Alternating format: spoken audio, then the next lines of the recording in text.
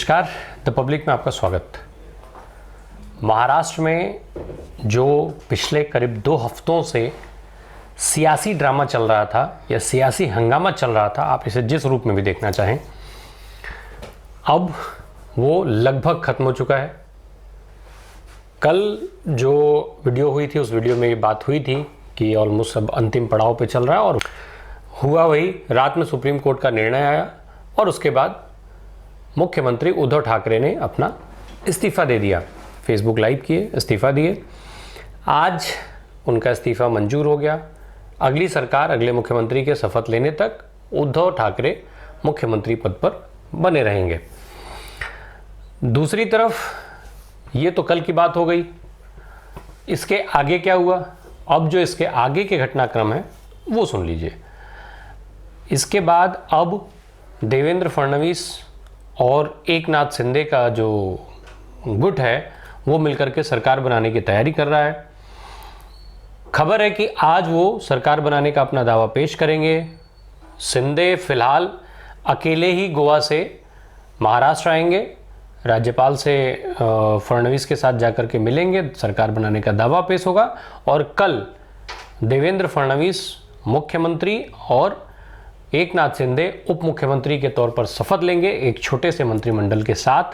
बाकी मंत्रिमंडल का विस्तार बाद में किया जाएगा। ये सरकार बनाने और महाराष्ट्र के अभी तक के चले आ रहे सियासी हंगामे के खात्मे का जो अंत है वो है। इसके अलावा महाराष्ट्र में इस बीच में तमाम बड़ी घटनाएं हुई जिसने महाराष्ट्र की राजनीति जो अब तक चली आ रही थी और जो आगे चलेगी, उन दोनों की एक तस्वीर लगभग खींच दी, जिसको राजनीतिक विश्लेषक से लेकर के और आम आदमी तक के को समझना चाहिए कि अब आखिर महाराष्ट्र की जो राजनीति है वो किस दिशा में जाएगी आगे। क्या इस घटना के महाराष्ट्र से लेकर के और देश की राजनीति में क्या असर पड़ेगा? इसके अलावा एक बड़ा सवाल ये उठता है कि महाराष्ट्र की जो राजनीति है अब उसकी धुरी यानी उसका केंद्र बिंदु कौन होगा। एक कहावत है, कहा जाता है कि राजनीति के लिए ये बात बेहद आमतौर पे कही जाती है कि नेता कभी बूढ़ा नहीं होता है, पर महाराष्ट्र की इस घटना ने यह साबित कर दिया कि नेता भी बूढ़ा होता है। अब आपको यह अंदाजा लग गया होगा कि आखिर हम बात किसकी कर रहे हैं। दरअसल हम बात कर रहे हैं अभी तक महाराष्ट्र की राजनीति की केंद्र बिंदु कहे जाने वाले शरद पवार की। शरद पवार का जो महाराष्ट्र की जो राजनीति है उस राजनीति में शरद पवार एक बेहद अहम रोल रखते हैं, बेहद अहम माना जाता है उनका किरदार। राजनीति से लेकर के और खेलों की दुनिया तक उनका जो वर्चस्व रहा है उसको सबने देखा है। वो शरद पवार के कई अलग अलग दौर, अलग अलग उनकी जो जिम्मेदारियां हैं उसको हम सबने देखा है। उद्धव ठाकरे की जो सत्ता थी, अब ये उनके ऊपर, शरद पवार के ऊपर अभी तक जो दबी जुबान में इल्ज़ाम लगाया जा रहा था वो खुल करके सामने आ रही है। ये कहा जा रहा है कि उद्धव ठाकरे को मुख्यमंत्री बना करके और उनकी आड़ में सत्ता चलाने की कोशिश शरद पवार कर रहे थे, और इस घटना के बाद शरद पवार की ये कोशिश नाकाम हो गई। उम्र के 81 बसंत शरद पवार देख चुके हैं। ऐसे में अब ये कहा जा रहा है कि जो देवेंद्र फडणवीस जिस तरीके से महाराष्ट्र की राजनीति में उभर करके आए हैं और जो उन्होंने ये सारा सियासी दांवपेच खेला, उसके बाद ये कहा जा रहा है कि शरद पवार का युग अब खत्म हो चुका है और देवेंद्र फडणवीस राजनीति में, महाराष्ट्र के राजनीति के नए चाणक्य बन करके उभरे हैं। इसके और भी कई कारण हैं तमाम, चूंकि जो शरद पवार की को जोड़ तोड़ का माहिर माना जाता है, साथ ही साथ उनको मैनेजमेंट के लिए भी माहिर राजनीतिज्ञ के रूप में जाना जाता है। ऐसे में शरद पवार इसको पहले साबित भी कर चुके हैं। शरद पवार 1978 में बसंत दादा पाटिल की उस समय सत्ता हुआ करती थी और उन्हीं के विधायकों को तोड़ करके उन्होंने सत्ता हासिल की थी। शरद पवार की ये जो छवि है वो आज तक एज इट इज़ बनी हुई है। वहीं देवेंद्र फडणवीस की बात की जाए तो देवेंद्र फडणवीस महाराष्ट्र के एक बार मुख्यमंत्री रहे, उसके बाद दोबारा जब वो शिवसेना के साथ मिलकर के चुनाव लड़े, हालांकि शिवसेना और भाजपा एक साथ मिलकर के 2019 में चुनाव लड़े थे, उस चुनाव में देवेंद्र फडणवीस को मुख्यमंत्री का चेहरा घोषित किया गया था, पर चुनाव परिणाम के बाद शिवसेना ने 2.5 साल के मुख्यमंत्री का फॉर्मूला रखा, जिसके बाद भाजपा और शिवसेना अलग अलग हो गए। भारतीय जनता पार्टी से बदला लेने के लिए शिवसेना और उद्धव ठाकरे एनसीपी और कांग्रेस के साथ मिलकर के उन्होंने महाविकास अघाड़ी बनाई, जिसकी सरकार बनी। महाराष्ट्र की राजनीति में जेंटलमैन की छवि रखने वाले उद्धव ठाकरे को मुख्यमंत्री बनाया गया। मुख्यमंत्री बनाने के पीछे सबसे बड़ा हाथ शरद पवार का माना जाता है। ये माना जा रहा था कि शरद पवार उद्धव ठाकरे को गाइड करते थे, पर जो सत्ता चलाने की उनकी तकनीकी थी उसमें शरद पवार जिस तरीके से उन्हें गाइड कर रहे थे, कितना कर रहे थे, क्या कर रहे थे, ये तो सोचने समझने और जानने वाली बात है। पर बहरहाल उनकी ये गाइडेंस उनके काम नहीं आ पाई, और अब इस गाइडेंस के काम ना आने के बाद ये कहा जाने लगा है, इल्ज़ाम लग रहा है, आरोप लग रहा है कि उद्धव ठाकरे की राजनीति ने शिवसेना के साथ साथ बाला साहब ठाकरे की विरासत को भी ख़त्म करने का काम किया है। दरअसल जब महाविकास अघाड़ी की सरकार बनी तो उद्धव ठाकरे का जो सेकुलर जो इमेज बनाने की बात आने लगी, उस सेकुलर इमेज को लेकर के शिवसेना के समक्ष अपने अस्तित्व का संकट खड़ा हो गया। जो शिवसेना हिंदुत्व के मुद्दे पर ही बनी थी, आक्रामकता उसकी पहचान थी, उस शिवसेना के साथ जो उसकी आक्रामकता थी उद्धव ठाकरे के नेतृत्व में वो खत्म होती जा रही थी। हिंदुत्व का राग अलापने वाले शिवसैनिक कंफ्यूज होने लगे थे कि आखिर उद्धव ठाकरे ये किस रास्ते पर चल रहे हैं। इतना ही नहीं, उनके ही लोग अब इस बात पे भी तंज कस रहे हैं कि हनुमान चालीसा पर रोक लगाने के कारण उनकी सत्ता चली गई। ये जो छवि बनाने की कोशिश उद्धव ठाकरे की तरफ से हुई, इसने न केवल महाविकास अघाड़ी की सरकार को ख़त्म किया, बल्कि शिवसेना और बाला साहब ठाकरे की विरासत को भी ख़त्म करने का काम शुरू कर दिया है। उद्धव ठाकरे इस पूरे सियासी दांवपेच में सबसे कमज़ोर सिपाही नजर आए। उनके जो कदम थे, कोई भी कदम सही समय पर उठाया नहीं जा पाया, भले ही संजय राउत कितनी भी बात कर लें। कल जब उद्धव ठाकरे ने अपना इस्तीफ़ा दिया, उसके बाद संजय राउत ने ट्वीट किया।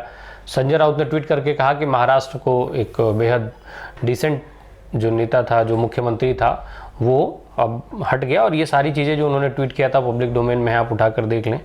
लेकिन यहाँ तक तो सारी चीज़ें सही हैं, ठीक है। उद्धव ठाकरे राजनीति में जेंटलमैन माने जाते थे, पर वो अपनी सत्ता नहीं चला पाए, सत्ता संभाल नहीं पाए। दूसरी तरफ अब जो आलोचक हैं और तमाम राजनीतिक विश्लेषक हैं, वो ये आरोप लगा रहे हैं कि उद्धव ठाकरे शरद पवार के चंगुल में फंस गए, और शरद पवार के चंगुल में फंसने से उद्धव ठाकरे, शिवसेना और बाला साहब ठाकरे की विरासत, तीनों को नुकसान हुआ। इन्हीं के जो शिवसेना से महाविकास अघाड़ी सरकार में मंत्री थे, जो अब एकनाथ शिंदे गुट के साथ हो गए हैं, गुलाबराव पाटिल, उन्होंने ये साफ साफ आरोप लगाया कि उद्धव ठाकरे वर्षा जो मुख्यमंत्री आवास है वहाँ का, वो छोड़ने को तैयार हैं, अपने 52 विधायक छोड़ने को तैयार हैं, लेकिन वो शरद पवार को छोड़ने को तैयार नहीं हैं। ये एक बड़ा कारण है जो राजनीतिक उथल पुथल हुआ वहाँ। साथ ही संजय राउत का जो ट्वीट था, संजय राउत ने भी उद्धव ठाकरे को लेकर के ट्वीट किया। उसके बाद उन्होंने शरद पवार को धन्यवाद देते हुए भी एक ट्वीट किया कि शरद पवार के जो उनका मार्गदर्शन था उसके लिए संजय राउत ने उनको धन्यवाद दिया था। देवेंद्र फडणवीस की जो ये नई छवि आई है बनकर के सामने, हालांकि राजनीतिक विश्लेषक बहुत दूर तक की बातें करने लगे हैं, वो बातें अब यहाँ क्या ही की जाए। अब जो देवेंद्र फडणवीस की जो छवि उभर करके अब महाराष्ट्र की राजनीति में सामने आई है, उस छवि ने शरद पवार की छवि को दबाया है और ये चर्चा तेज हो गई है कि शरद पवार का जो युग था राजनीतिक वो अब खत्म हो चुका है और देवेंद्र फडणवीस महाराष्ट्र के राजनीति के नए हीरो बनकर के सामने आए हैं। इसके साथ साथ अब जो सोशल मीडिया की बात कर ली जाए तो सोशल मीडिया पर जो देवेंद्र फडणवीस ने 2019 के जनादेश यात्रा के समय पर जो स्लोगन दिया था कि मैं फिर से वापस आ रहा हूं, वो अब फिर से सोशल मीडिया पर जबरदस्त रूप से ट्रेंड कर रहा है। इसके अलावा जो ताज़ा अपडेट है, सबसे बड़ी संभावना जो अब निकल करके आ रही है, बड़ी खबर के तौर पर देखा जाना चाहिए, वो ये कि एनसीपी और कांग्रेस में भी अब टूट पड़ने के आसार बढ़ते जा रहे हैं। एनसीपी और कांग्रेस दोनों में बैठकों का दौर, हालांकि बैठकों का दौर महाराष्ट्र में लगातार सबके तरफ से जारी है। देवेंद्र फडणवीस के बंगले पर भारतीय जनता पार्टी के कोर कमेटी की बैठक चल रही है। एकनाथ शिंदे के भी आज देवेंद्र फडणवीस के साथ बैठ करके और मंत्रिमंडल और मंत्रियों की बात फाइनल करने की बात कही गई है। हालांकि पहले ही मीडिया में खबर चल रही थी कि मंत्रिमंडल को लेकर के तमाम बातें फाइनल हो चुकी हैं। एकनाथ शिंदे ने आज उससे इनकार कर दिया और कहा कि अभी उस पर बातचीत होनी है। दरअसल जो टूट का आसार है वो इस तौर पे भी देखा जा सकता है कि जब अजीत पवार के साथ देवेंद्र फडणवीस ने एक सुबह बहुत पहले जब मुख्यमंत्री पद की शपथ ली थी, उस समय भी एनसीपी के कई नेता और विधायक जो है वो देवेंद्र फडणवीस के साथ खड़े नजर आए थे। इसके अलावा जो अभी जब 2019 में जब चुनाव हुए थे उस समय भी कई बड़े नेता इन पार्टियों से भारतीय जनता पार्टी में शामिल हुए थे। अगर इसको देखा जाए तो जो विधायक उस समय इनके साथ आए थे उनको फिर से एक बार देवेंद्र फडणवीस के साथ भारतीय जनता पार्टी के साथ जुड़ने की संभावना प्रबल मानी जाती है। हालांकि नंबर गेम के हिसाब से भारतीय जनता पार्टी को अब किसी की ज़रूरत नहीं है, पर यदि उस समय पर उन लोगों ने उनका साथ दिया था तो ऐसे में इनको भारतीय जनता पार्टी अपने खेमे में शामिल कर लेगी। ये बात भी ये बात भी पुख्ता हो जाती है कहीं ना कहीं। बहरहाल अब जो हालात हैं वो काफ़ी हद तक क्लियर हो चुके हैं कि जो ये 2 हफ्ते से ड्रामा चल रहा था वो ख़त्म हो चुका है। अब ये भी तय हो गया है कि महाराष्ट्र भी अब भारतीय जनता पार्टी शासित स्टेट बन जाएगा। साथ ही साथ एक चीज़ यहाँ ये भी क्लियर हो गई है कि अब भारतीय जनता पार्टी जिस तरीके से जिस मिशन से आगे बढ़ रही है, पहले वो कांग्रेस मुक्त भारत का नारा उसने दिया था और अब ऐसा लग रहा है जैसे उसने नया नारा दे दिया हो कि पक्ष मुक्त करने का एक नारा उसने बना लिया हो कि अब वो जो स्टेट्स हैं उनको पक्ष मुक्त कर देगी। यानी जहाँ जहाँ भारतीय जनता पार्टी के अलावा दूसरे दलों की सरकार है वहाँ सरकार का तख्ता पलट करके और भारतीय जनता पार्टी की सरकार बने। और ऐसे देखा जाए तो जो चर्चाएं हैं उसमें कई स्टेट लगातार लाइन में चल रहे हैं, जिसमें झारखंड और पंजाब सबसे ऊपर आते हैं। झारखंड में ऑलरेडी पिटीशन दायर है, पंजाब में ऑलरेडी तमाम जो अंदरूनी खबरें आ रही हैं उसके हिसाब से ये सारी चीज़ें हो सकती हैं। ये मैं फिर कह रहा हूँ कि ये संभावनाओं की बातें हैं जिनकी चर्चा अब राजनीतिक गलियारे में तेज़ी से हो रही है। बहरहाल ये इस पूरे जो 2 हफ्ते का सियासी हंगामा था उसकी बात हो गई। आज इसमें इतना ही। कल सुबह 8 बजे शिवसेना और भारतीय जनता पार्टी के जो सियासी दोस्ती और सियासी दुश्मनी की बात है उसका वीडियो आपको देखने को मिलेगा। उस वीडियो में विस्तार पूर्वक ये होगा कि शिवसेना और भारतीय जनता पार्टी की दोस्ती की शुरुआत कहाँ हुई थी और अब ये दोस्ती ख़त्म होने के बाद दोनों पार्टियाँ कहाँ थीं और कहाँ तक पहुँच गई हैं। धन्यवाद।